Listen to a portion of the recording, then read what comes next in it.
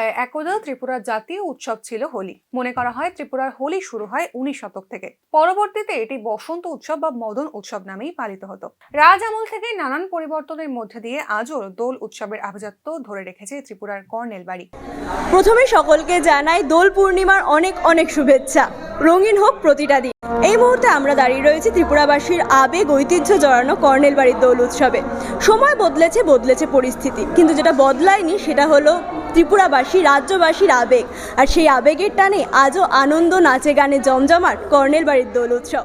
রাজ আমল থেকেই বিভিন্ন সময়ে ত্রিপুরায় পালিত হতো বসন্ত উৎসব। মহারাজা বীর চন্দ্র মানিক্য নিজে একজন কবি ছিলেন। তার আমলে বসন্ত উৎসব উপলক্ষে রচিত হয়েছিল একাধিক গান, যা আজও প্রতি বসন্তে একইভাবে প্রতিধ্বনিত হয়। যে রাজা যখন শাসন করবেন তখন শাসন ব্যবস্থা কীরকম হবে সেটা আলাদা, কিন্তু হোলির দিনে রাজা প্রজার যে মিলন,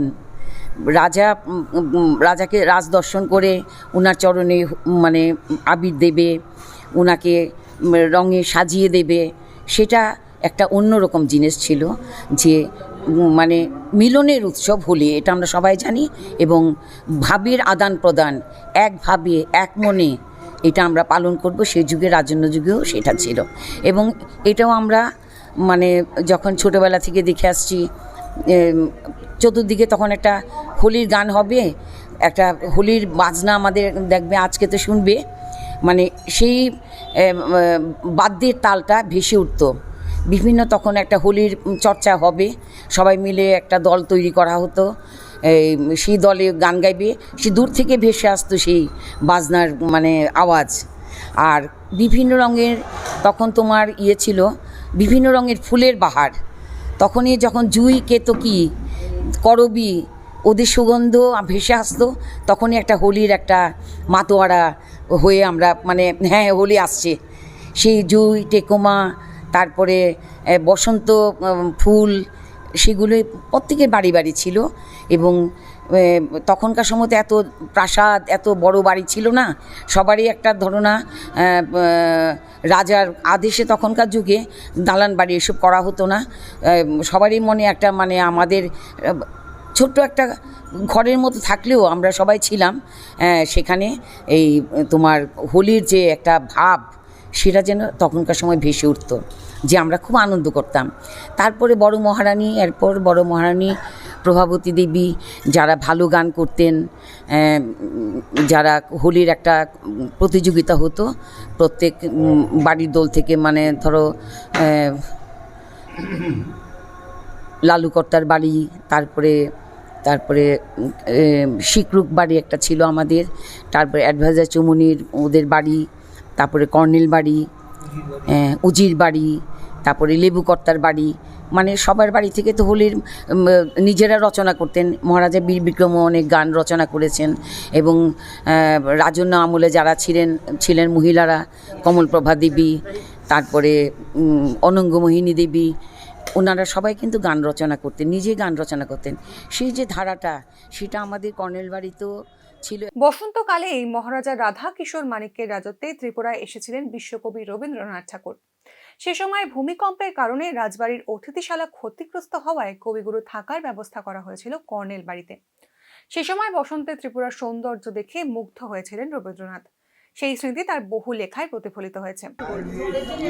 রবীন্দ্রনাথ ঠাকুর বসন্তকালে এসেছেন, বসন্ত পঞ্চমী হয়তো উনি এসেছিলেন প্রথমবার। তখন এখানে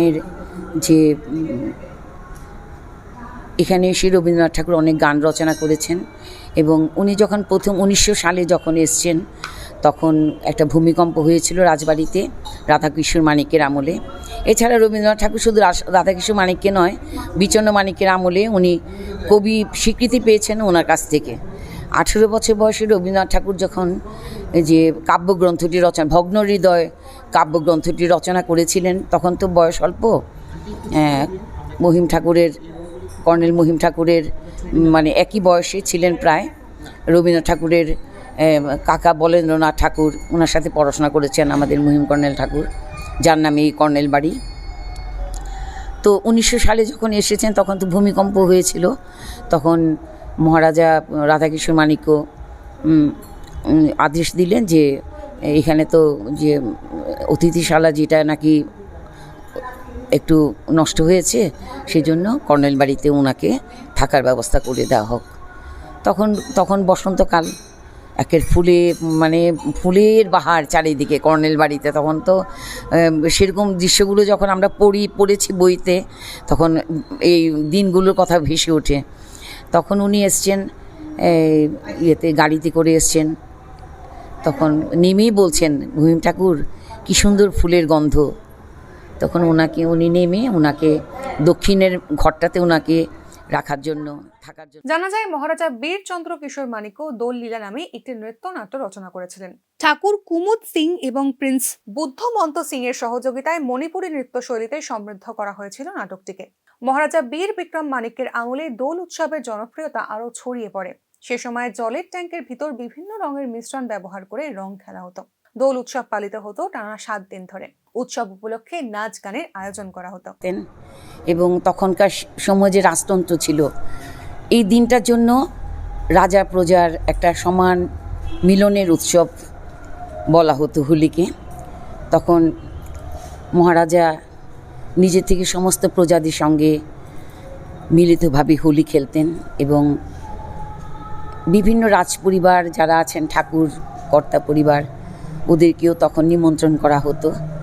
এবং রাজবাড়িতে আমরা শুনেছি মানে বিভিন্ন রকমের রঙের চৌবাচ্চা করা হতো এবং ওইখানে গিয়ে মানে একটা আনন্দ হতো যে ওইখান থেকে রং হয়তো পিচকারি দিয়ে দেওয়া হতো, বা হয়তো খেলার ছলে মানে বন্ধু প্রিয়দের সঙ্গে হয়তো ওই জলের মধ্যে চুবিয়ে একটা আনন্দ করা হতো। তখন মহারাজা বীর বিক্রম ওনার লেখাতেও উনি বলেছেন যে হোলি এমনই একটা উৎসব, ওইখানে যদি মনের মধ্যে কোনো কিছু থাকে বা মনের মধ্যে যদি কোনো দুঃখ থাকে বা কোনো কিছু অহংকার থাকে, তাহলে হোলির সার্থকতা সেখানে থাকে না। হোলি হচ্ছে মনের আনন্দ। সময়ের সঙ্গে সঙ্গে বদলেছে অনেক কিছুই। ত্রিপুরার রাজবাড়ির দোল উৎসব পালনে এসেছে পরিবর্তন। তারপরেও নিজেদের ঐতিহ্যকে সঙ্গে নিয়ে এখনো প্রতি বছর কর্নেল বাড়িতে পালিত হয় দোল উৎসব। বাড়ির সদস্যরা একসঙ্গে মেতে ওঠেন নাচ গানে।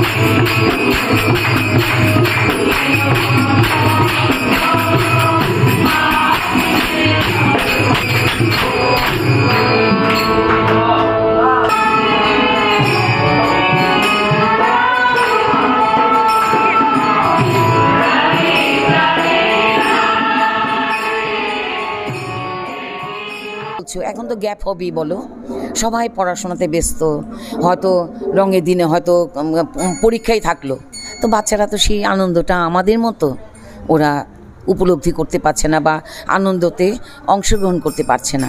সেই জন্যে পড়াশোনার চাপ আছে, তারপরে মাঠ ছোট হয়ে গেছে, হ্যাঁ, তারপরে ধরো সবাই যা ফ্যামিলি নিয়ে আমরা যা মানে একটা অনুপরিবার হয়ে গেছি আমরা, সেই থেকে হয়তো তবুও আমাদের যৌথ পরিবার যদি থাকে সেখানে হয়তো ছোট ছোট ছেলে মেয়েরা একসাথে ওরা আনন্দ করতে চেষ্টা করে। আমরা ওদেরকে তখন ঘর থেকে বের করে দিই, যাও এখন গিয়ে আনন্দ করো, অনেক পড়াশোনা করতে পারবে, ওই দিনটা তোমরাও একটু নিজেরা আনন্দ করে নিজেদের মনের মধ্যে রংটাকে সাজিয়ে নাও, এই বলে আমরা গার্জিয়ানরা। সে সময়ের দোল খেলা এবং এখনকার দোল খেলার ধরনেও এসেছে পরিবর্তন। সেই স্মৃতিচারণ করলেন কর্নেল বাড়ির সদস্যরা, তুলে ধরলেন বর্তমান পরিস্থিতিও। মানে অনেক পরিবর্তন হয়েছে, সবার ঘরে ঘরে বড় বড় বিল্ডিং হয়ে গেছে, তারপর জায়গা ছোট হয়ে গেছে, হ্যাঁ, যখন জেনারেশন বেড়ে যায় তখন জায়গাগুলো ছোট হয়ে যায় অটোমেটিক্যালি, হ্যাঁ। তখন যে আমাদের সময় যে দৌড়ঝাঁপ করে খেলা, পিচকারি দিয়ে মেরে মানে খালি দৌড়াতাম, এই আবির নিয়ে ওকে দৌড়ে দৌড়ে গিয়ে ছুঁড়ে করে দিতাম। কিন্তু এখন সময় আমাদের ছেলেমেয়েরা তা পারছে না, ওরা গ্রুপ করে করে যা পারে ওদের মধ্যে খেলাধুলা করে তারপরে ঘরে ফিরে যাচ্ছে। ওই যে গ্যাপটা, মানে আমাদের সময় যে আমরা হুড়হুড়ি করতাম, জায়গাগুলো বড় মাঠ ছিল, হ্যাঁ, তারপরে কোনো অসুবিধা ছিল না কারোর গাছ থেকে। তখন আবার ধরতো তো কুমকুম গাছ ছিল সবের বাড়ি বেলি, কুমকুম গাছ, হ্যাঁ, একটা এই গাছের থেকে কুমকুম করে পেরে এটা নাকি ভরে তোমার মানে যখন কাউকে পেলে এটা ছুড়ে দিত, রঙগুলো বেরিয়ে গিয়ে ওই পাতা থেকে, মানে ওই খাবারটা থেকে বেরিয়ে গিয়ে রঙগুলো গিয়ে গায়ের মধ্যে লাগতো। কুমকুম গাছ ছিল তখনকার সময় এই রঙের জন্য আর কি। কুমকুম পেরে তারপরে এগুলো গুছিয়ে তারপরে একটা পুতলার মধ্যে বেঁধে গিয়ে ছুঁড়ে দিত, আর পুতলার থেকে বের হয়ে রঙগুলো গায়ে লেগে যেত। আর মেয়েরা যখন বাইরে বেরোতে পারতো না তখনকার, আমার সঙ্গে দিদিমা, আমার মায়ের পিসিমারা বেরোতে পারতো না, ওইগুলো বাইরে থেকে দাদাদের, হ্যাঁ, পিসেমশাই বা জামাইবাবুরা আসতেন, ওদেরকে ছুঁড়ে দিত। এই একটা। এদিন সন্ধ্যায় আগরতলার কর্নেল চৌমুহনী এলাকার আলেক সেবক সংঘ আশ্রমে বসেছিল কর্নেল পরিবারের বসন্ত উৎসবের আসর। রাজ আমল এবং পরবর্তীতে পারিবারিকভাবে রচিত বিভিন্ন গানের পসরা সাজিয়ে বসেছিলেন পরিবারের বিভিন্ন সদস্যরা। আমার বোনরা রচনা করেছে, এবং আগে যে বংশী ঠাকুর ছিলেন উনিও গান রচনা করেছেন, অনেকে রচনা করেছেন। হীরেন দেব বর্মন, জ্যোতিষ দেব বর্মন, দেবব্রত দেব বর্মন, হীরেন দেব বর্মন, ওনার রচিত গানও আছে। আর আমার বোনরাও গান রচনা করেছে, তন্দ্রা গান রচনা করেছে, সবটা মিলে হচ্ছে।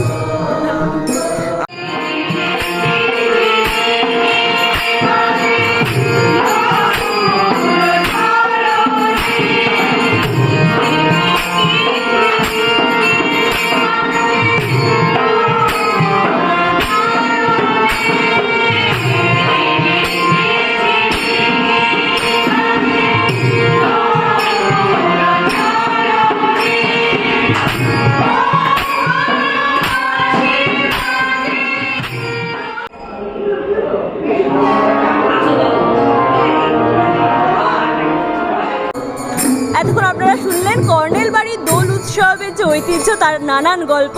আপনাদের সঙ্গে ছিলাম আমি সুপর্ণা, এবং আমার সঙ্গে ছিল ক্যামেরায় রাহুল। আপনারা দেখছেন নিউজ নাও।